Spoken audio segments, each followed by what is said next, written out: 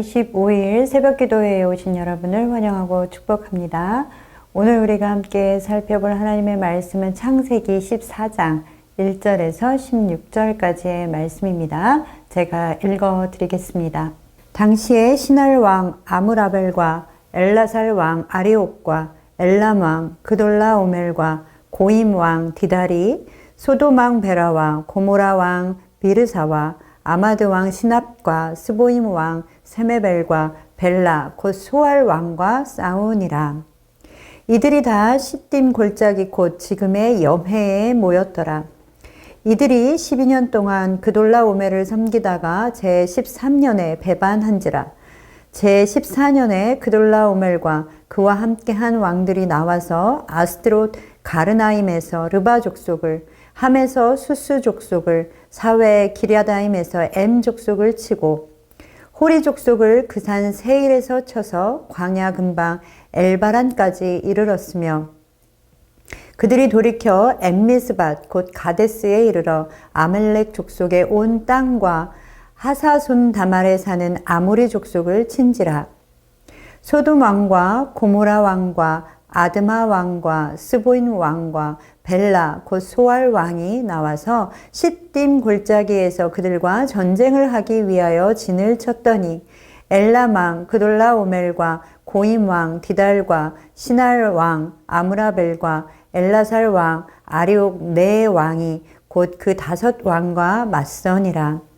시딤 골짜기에는 엽청 구덩이가 많은지라 소돔 왕과 고모라 왕이 달아날 때에 그들이 거기에 빠지고 그 나머지는 산으로 도망하매 네 왕이 소돔과 고모라의 모든 재물과 양식을 빼앗아 가고 소돔에 거주하는 아브라함의 조카 롯도 사로잡고 그 재물까지 노략하여 갔더라.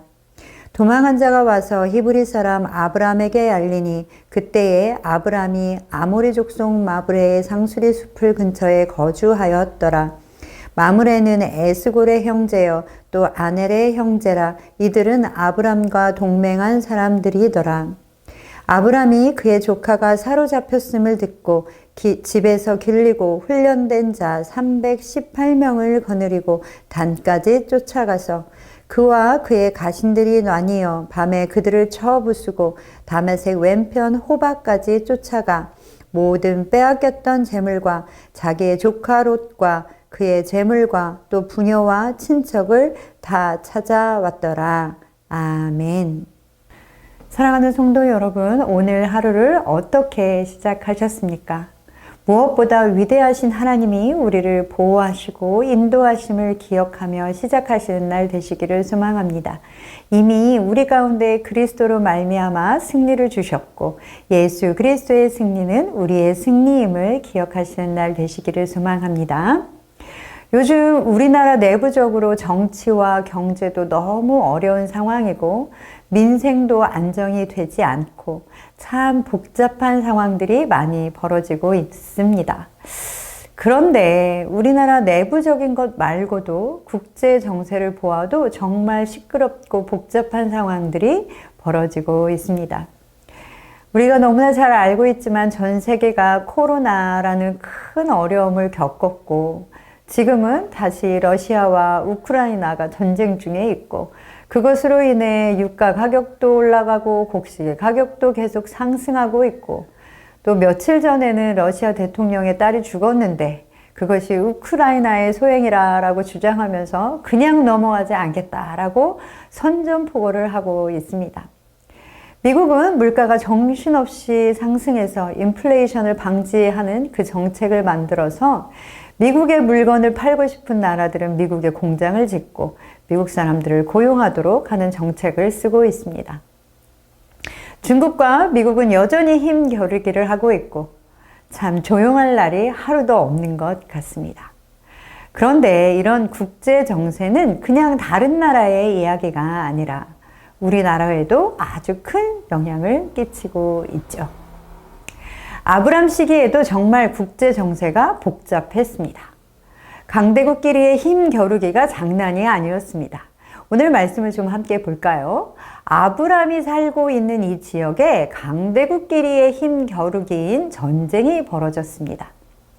엘람왕 그돌라오멜을 중심으로 한 4개 국가의 연합군과 소돔과 고모라를 중심으로 한 5개 국가의 연합군이 부딪히게 되었습니다.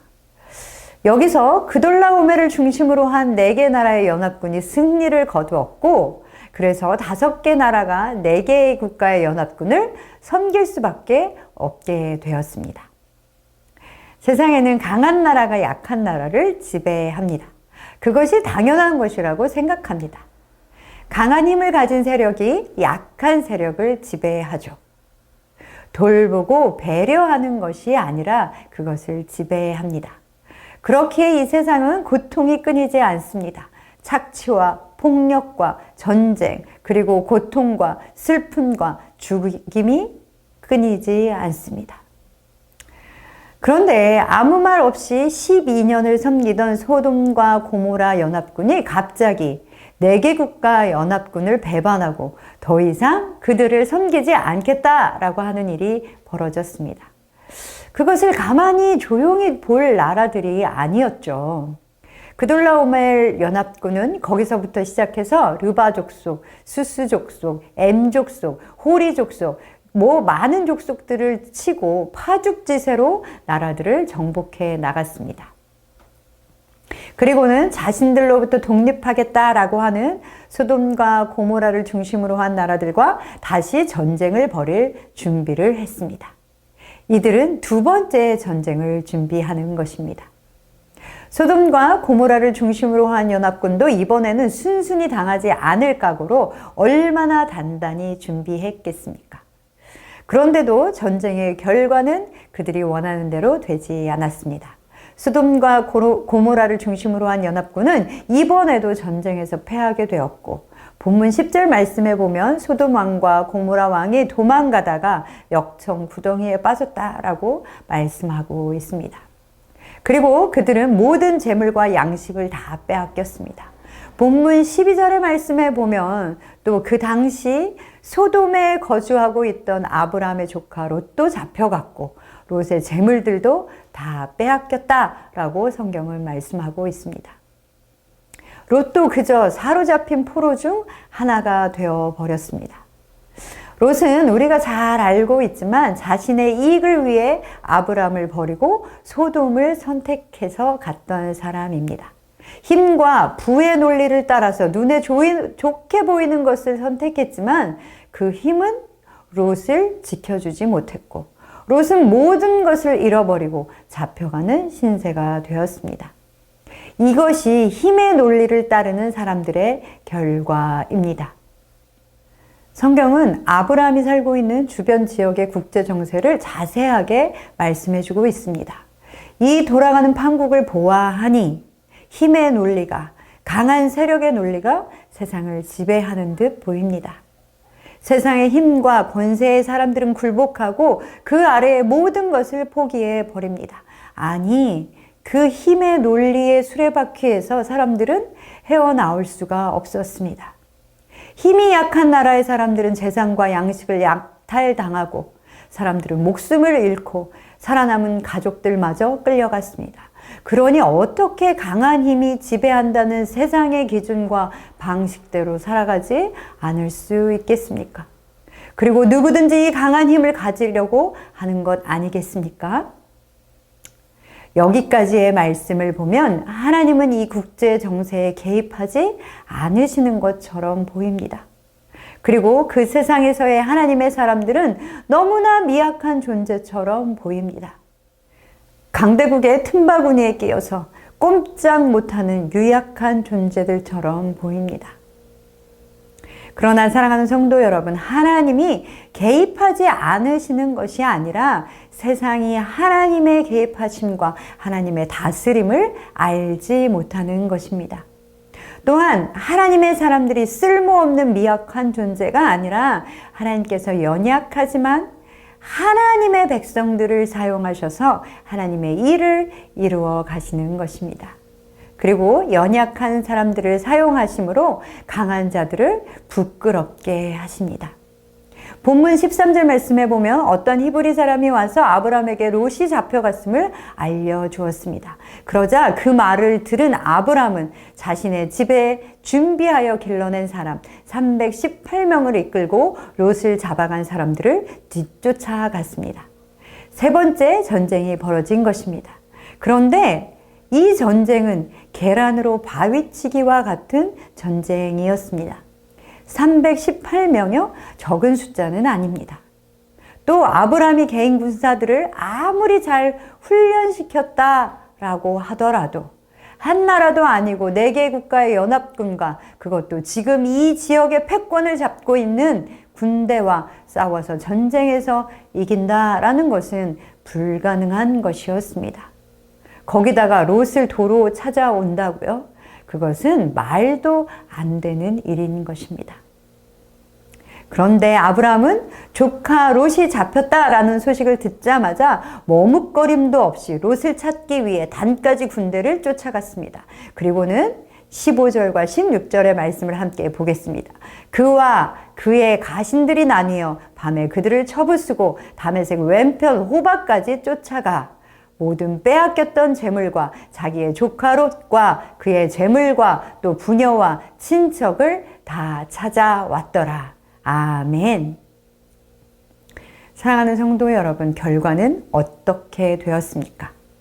우리가 너무나 잘 알고 있는 대로 아브라함은 전쟁에서 승리했고 롯과 롯의 재물까지도 도로 찾아왔습니다. 그것뿐입니까? 소돔과 고모라에서 탈취했던 그 모든 재물까지도 다시 되찾아오는 대승리를 거두었습니다.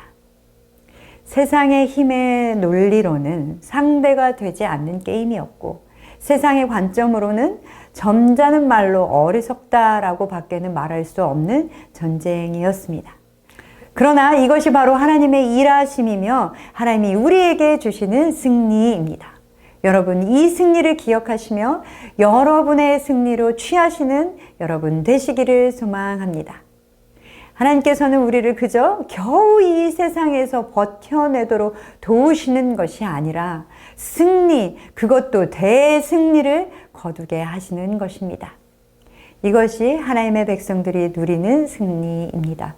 롯과 같이 자신의 이익을 쫓느라 하나님의 승리를 보지 못하는 삶이 아니라 아브람같이 하나님이 주시는 승리를 거두시는 여러분 되시기를 소망합니다. 우리 믿는 자에게 주신 가장 큰 승리가 우리에게는 있습니다. 그것은 바로 예수 그리스도로 말미암아 죽음에서 생명으로 옮겨진 승리입니다. 우리가 벗어날 수 없을 것만 같은 죄의 사슬에서 예수 그리스도로 말미암아 새로운 생명을 얻게 하셨을 뿐만 아니라 하나님의 자녀가 되는 권세를 허락하여 주셔서 이제는 사단이 우리를 건드릴 수 없도록 하셨습니다. 이것이 우리에게 주시는 승리입니다. 우리는 예수 그리스도 안에서 이미 승리했기에 지금도 승리를 누리며 앞으로도 매일매일 우리의 삶에서 승리를 누리게 될 것입니다.